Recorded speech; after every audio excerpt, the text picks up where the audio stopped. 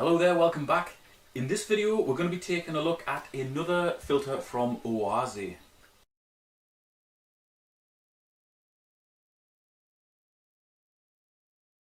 Now you may remember in the very first episode of this series I took a look at an internal filter from Oase, and I'm damned if I can remember the name of it, but I wasn't very impressed with it. This one is a canister filter. I've already had a quick look at this when I was at a show recently. Pulled it apart and initially I was impressed. It's got some nice features with this, but when I get a close look at it now, is it any good? Okay, I'm just going to read straight from Oase's blurb off their website. So, shut off automation and safety locking mechanism prevents undesired water escaping. For example, when removing the pre-filter module. That is basically that and that. They're shut-off valves, similar to the ones you would find on a lot of canister filters that would be on the top. You basically just have a lever there which would shut the flow off, and then you could lift the pipework off and take the canister away. This is a similar thing, has one for the pipes and one for the pre-filter module, which I'll get to in a moment. Easy clean pre-filter module. No more bothersome removal of the filter. The pre-filter module is simply taken out, rinsed and inserted. I'll show you that in a moment, but basically that is this thing here on the top. You loosen it, that slides out, and you've got foams that you would clean out.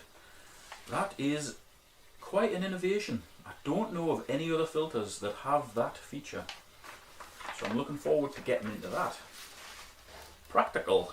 Vent button for effective water intake for a fast and easy startup when installing and after cleaning. That basically relates to how you prime the pump. Listen to this. Hear that? That's basically a floppy one-way valve. You've got one that sits up near the top of this pre-filter and you've got one that sits in the bottom. So when you do that, it draws water in one way only, and that is towards the pump. I like that.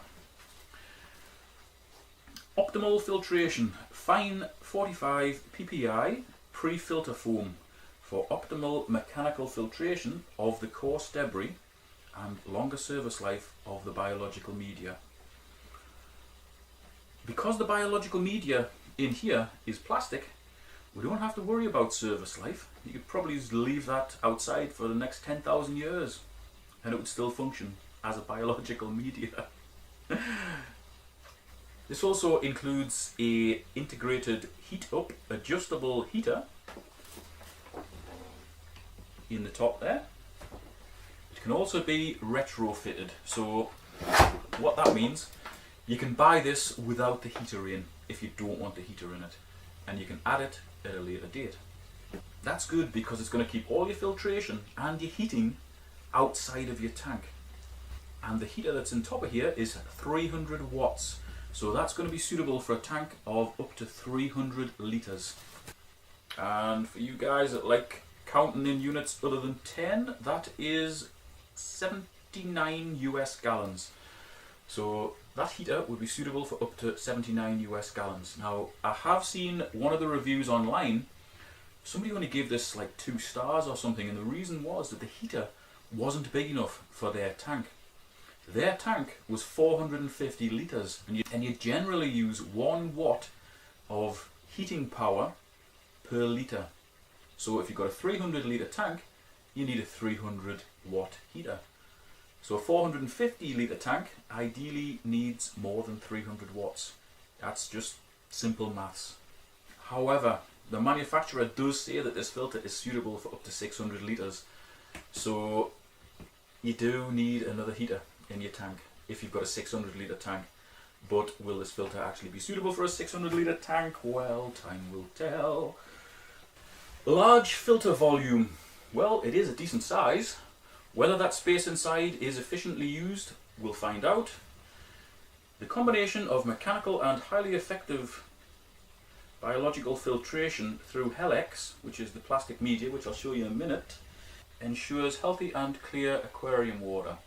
Okay, economical, quiet operation and energy saving pump. The pump inside here that shifts 1250 litres per hour or 329 US gallons per hour is only 22 watts, so that is indeed economical. And the guarantee on these is good as well. It's got a 3-year guarantee if you just take it away and don't send anything off to Oase, but if you extend the guarantee, which is free, by registering it with Oase, you get an extra year. So in effect, this thing has got a 4-year guarantee, and Oase are really, really good with their guarantees. I dealt with Oase for 20 odd years, and they were by far the best company as far as sorting anything out that ever went wrong with any of their gear. They're a German company, and they do pride themselves on making good stuff and looking after their customers. Okay, suitable for aquariums up to a maximum of 600 litres, which is a lot. That's 158 US gallons. And I think that's about it. That's all the important stuff out of the way at the start. Now let's get it pulled to bits. I'll show you how the water flows through it, because it is very different to pretty much every other filter. And then we'll get into the trays and find out what's in there, and if there's anything we can do to make it better. Okay, so to take the top off, we lift up this really substantial carrying handle. That's by far the best handle I've ever seen on a canister filter. Lift that up. 1, 2, 3, 4 clasps. Top comes off. So the water comes in from your tank. It then goes into this pre-filter module, which is removed like that.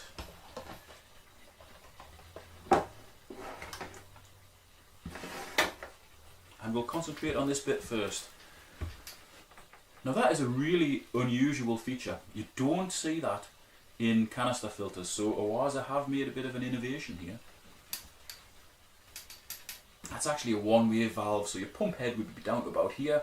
Water comes in through the one-way valve, water swirls all the way around the inside of this thing, and then it goes out through here, through the pump head again, not actually where the pump is, but through the top of the filter, and then it travels down where the heater is, down to the bottom of your filter, and rises up through the trays. So by the time the water gets to the bottom of your filter, it's already travelled quite a distance. Now this shroud is removed by unclipping it here. That slides off. You hear that? Got a one-way valve in the bottom of there. That helps when you're priming it. That's what you heard before. You heard that flappy valve and this flappy valve, both drawing air or water in the right direction. So that is our pre-filter module, and on there we've got 6 pieces of foam, which in an ideal world would be coarse. These ones, I would class them as medium, and you'll find out why that's a problem once we get to the trays, because you've got the medium foam first. So the water goes around all those medium foams, and it has to go through them, and then it travels up this little pipe which has got holes in, and as far as I'm concerned it hasn't got anywhere near enough holes in here. You could drill probably 4 times as many holes in there. That would help with the flow.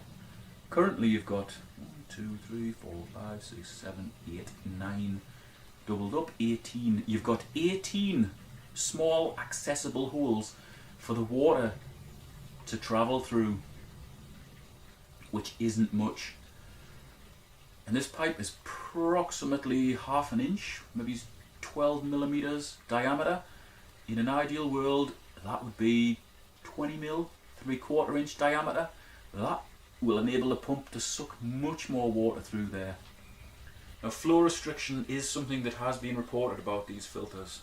We're going to try and address some of those points in this video, and really from a manufacturing point of view, they could be addressed simply by drilling more holes in a bigger diameter pipe. So if you had a 20mm pipe instead of a 12mm pipe, you're going to get water through there much easier. Also, if you substitute a medium pad for a coarse pad, it's going to let water through here, but it's not going to let the heavy muck through. You are going to get some fine muck through, but that'll get caught in the bottom of your filter.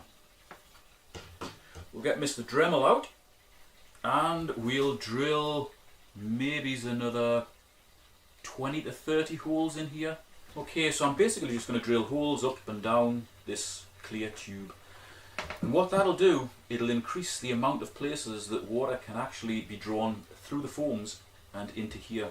Because presently, if you've got that down there, you've got 4 places per foam where water can get drawn in. And they're going to quickly clog those particular parts of the foam. We increase that 4 holes to maybe 8 holes or even 10 holes. There's so many different places on the inside of this foam where water can be drawn through, so you're going to get a better flow through the foams.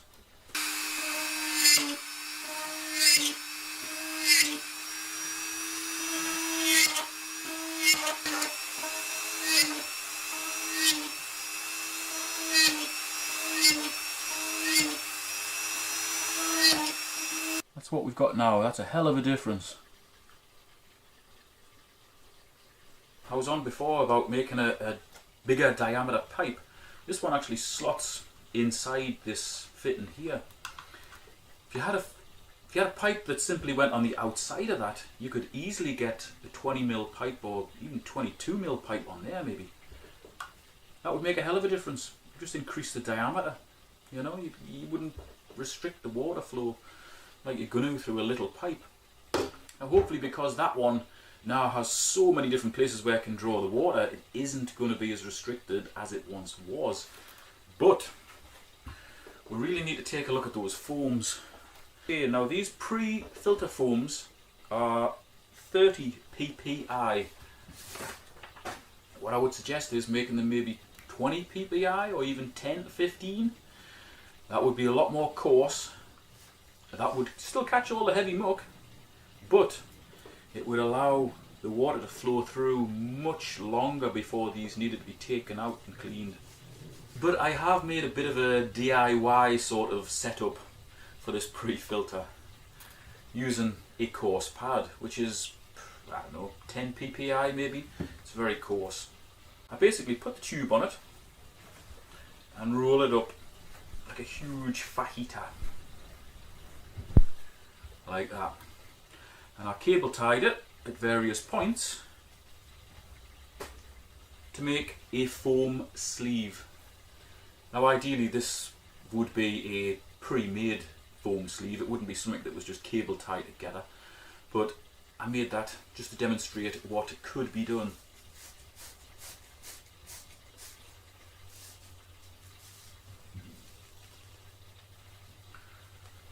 So there you go. Now you've got a coarse pad as your pre-filter, and that pad was wrapped up twice, so you've got like 2 layers of coarse pad there. That is now your pre-filter, and that fits on the bottom. So all your coarse filtering is done in here, hopefully without slowing the flow down too much. If you don't fancy using something like that, by all means just use the foams. But one of the common problems or faults or inefficiencies that have been reported about this filter online is that this tends to trap almost all of the muck, and the inside of the rest of the filter stays very clean. That's okay if you're going to be cleaning this out very regularly. But if you want extended cleaning times, you do want a graded approach. So when your filter was all running and everything, you just turn the filter off, unlock it, lift that out. Because you've got a one-way valve on the bottom, you shouldn't get any muck draining out, and you can take that away to your sink for cleaning. And I like that idea. The flow restriction in there does concern me, but there is possible ways around it. So that's where our pre-filter would slot down into. That's where our just looking on the viewfinder there. What the hell is it? Is that it? No, that is where our heater would go down, and effectively that makes a tube. You know, all these fittings on the various trays make a tube to send the water right down to the bottom and then rise up through all the trays and back out to our pump. So let's get the trays out and take a look at them.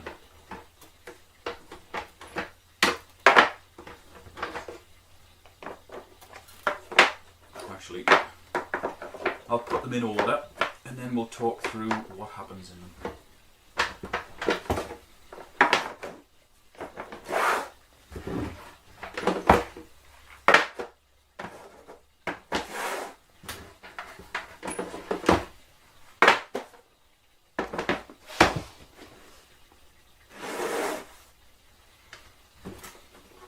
All empty, and we've got 1, 2, 3, 4, 5, 6 trays in this filter. Let's start with the bottom one. So the water comes up from the very bottom of the filter, and that's the first thing it hits. That is ideally a moving bed media called Helix. I would recommend this every single time for anybody with a Nexus koi filter, any sort of big DIY filter for a pond or even a sump, because it's got approximately 40% more surface area per litre than K1, standard K1. So it's instantly going to improve the biological function of a moving bed by 40% if you use this instead of K1. But here it's used as a static media. I could understand that if it was used in the very bottom of the filter, if there was space under the trays to catch heavy muck, because the design of it allows for that. It's got a really good design for trapping muck. But here it's used as a biological media. Plastic is the most inefficient thing ever in a static bed for supporting bacteria. So that is definitely 100% coming out.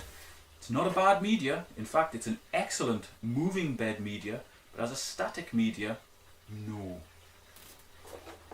So that's the bottom tray now empty. Next tray up has another bag of Helix. Same story there. Next tray up has a massive block of coarse foam. Now remember, our pre-filter was a medium grade, possibly even fine foam. So all the heavy crap is already taken out. You don't need a coarse foam there. I know Oase say it is for supporting bacteria, but why not use a proper ceramic or sintered glass media, which is going to have a ridiculously massive surface area and be way more efficient than a block of coarse foam. So that can come out.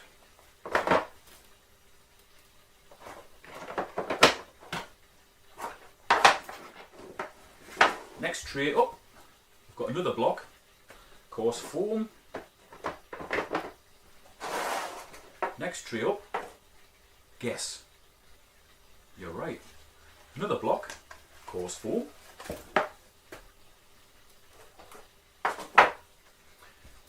Hold on. I'm putting all this coarse foam out with no intention of using it. God damn. It's nearly the same thickness as that. If I could cut circular pieces out, I could use that as the pre-filter. That would be absolutely perfect. Yes, it would. I'm not quite sure how I'm going to cut it as neatly as that, but I'm going to have a go. Right, I'll come back to you with our pre-filter coarse foam at the end of this video. It's a much better solution than a wrapped up flat pad.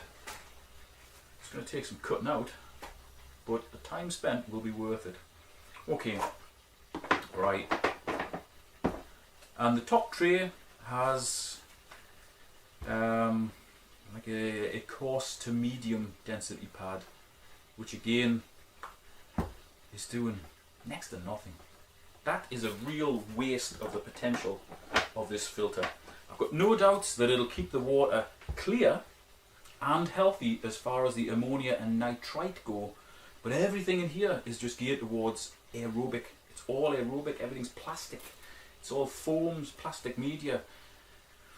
We can do a hell of a lot better than that. So starting with the bottom tray. Here's one I made earlier. Right, that's a coarse pad that I've cut for the bottom of there, but if we've already got a coarse pad on the pre-filter, we don't really need that, so I'll just include that one back in the box as a spare. We can step straight to a medium pad. In there. Boom. So our pre-filter would be coarse, this would be medium, next one would be fine. That works out well because these trays aren't very deep. By the time the water gets through our pre-filter, through the medium, through the fine, water is clean. That gives us all of these trays for biological media. Okay, so if we have it in loose, in total, and not including this top shallow tray, we could get 3.4 kilos, maybe it's 3.5 kilos.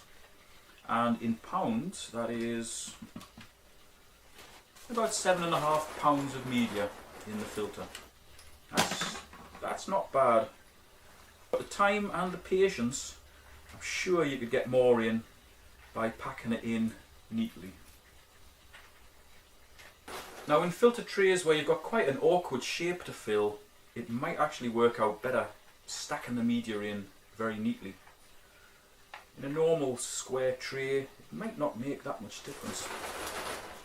10 minutes later, we're nearly there. Okay, good. That is our media neatly stacked in. That's it laid in loose. There's 850 grams in there. I'm just going to weigh this with it neatly stacked to see if there's any difference. 25 grams difference.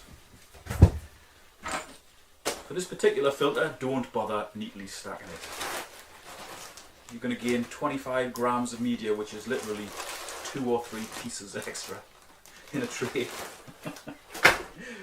Right. Top tray.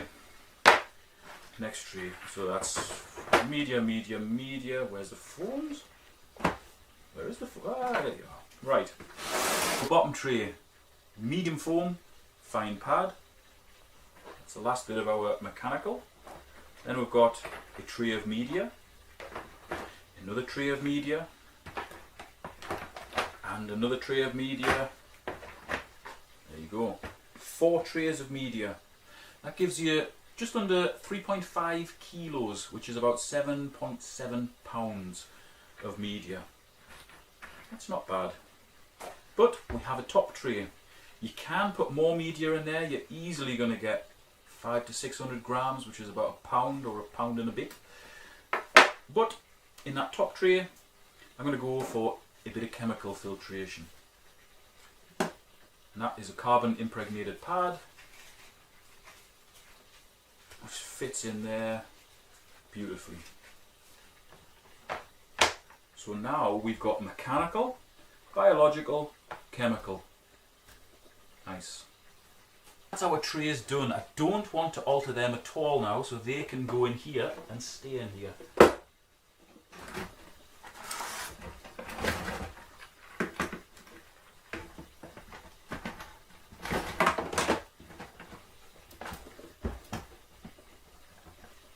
Right. Get that out the way. Oh. And we'll try and cut some circular pre-filter pads out of this.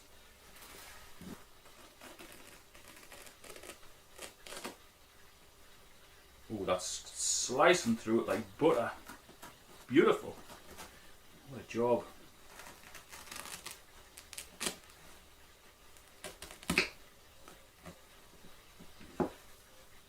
Yep. It's not particularly straight, but it is cutting through it.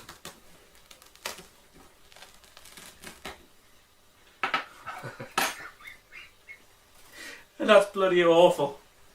I clearly need more practice. Now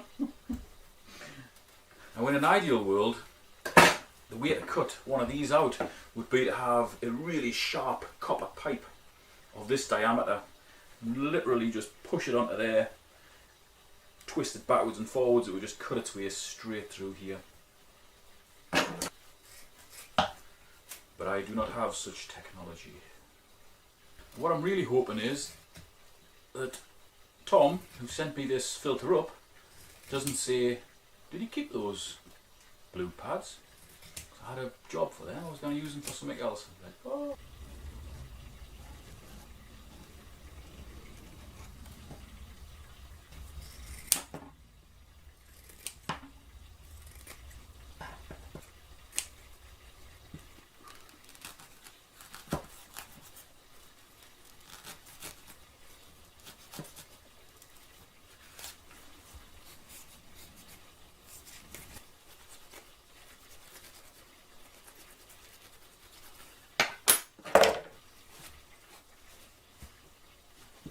Groovy. Right, that's our new foams. Actually not cut too badly, I got the hang of it towards the end. That's reasonably circular. The existing foams are this high.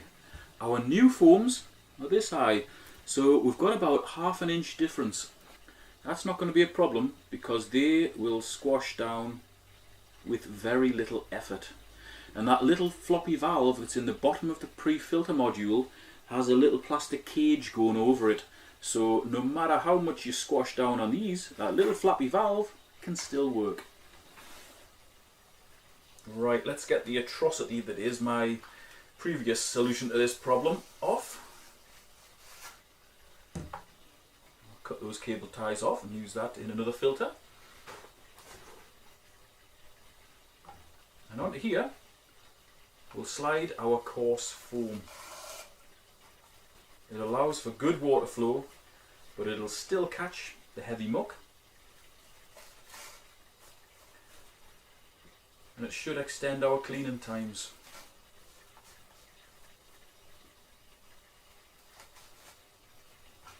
Oh, shish kebab. Perfect. It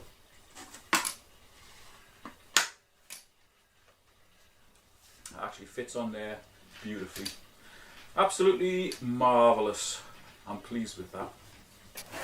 So now we've got the Helix spare, we've got a full course pad, roughly half a course pad, a medium pad, and all of our pre-filter foams.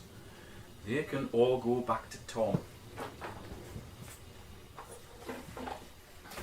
Oh, and we've also got another course pad for the bottom tray. That's what I cut and didn't use. That's it. You've got to push that in. Wait for like a little click to know that it's far enough down for the lock to work properly. That's it. I was worried about these at first because to get this pre-filter one out, you've got to put a lot of effort into it. But it's a good substantial fitting. It's not cheap crappy plastic like I've seen on a lot of filters. Oh, got some weight in that now.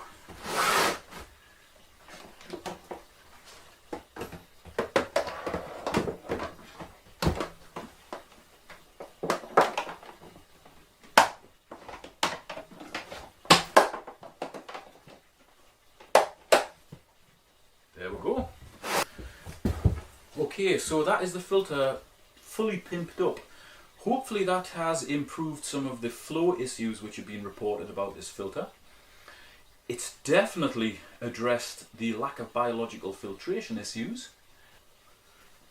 Right, and because we've got around about 3.5 kilos of media inside this thing, that should allow it to provide a full cycle, which is zero ammonia, zero nitrite, and very, very low nitrate through aerobic and anaerobic bacteria, in a tank of up to 350 litres, which is round about 92 US gallons.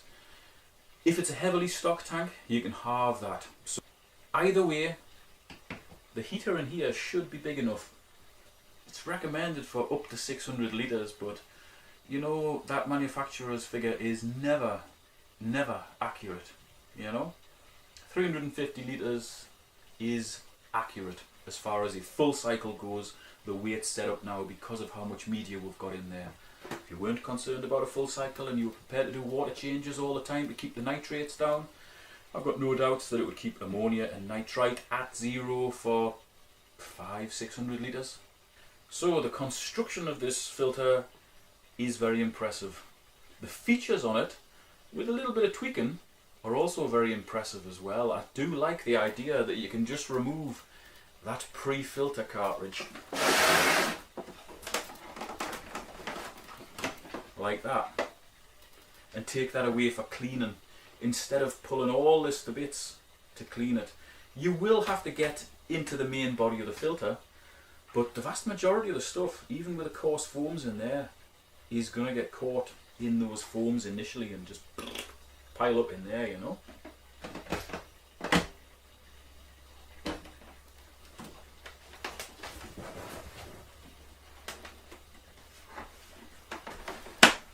That's it. Now if you just want to go with the ordinary foams that come in that pre-filter, by all means be my guest. I'm just trying to extend the maintenance times as long as possible with every filter that I feature in this series, you know. And I'm merely just putting forward a set of opinions and guidelines. You don't have to follow them, you know, you don't have to agree with them. And if you don't agree with anything I say in any of these videos, by all means just put a comment in the comment section.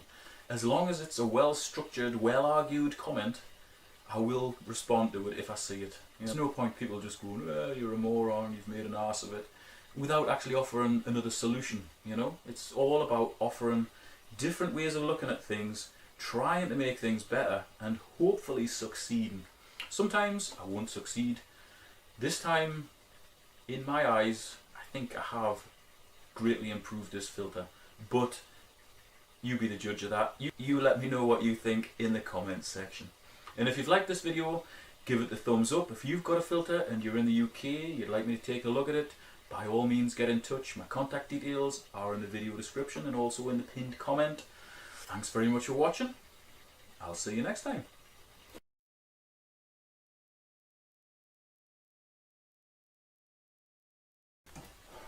Alrighty, I think my work here is done. Come along, Charles.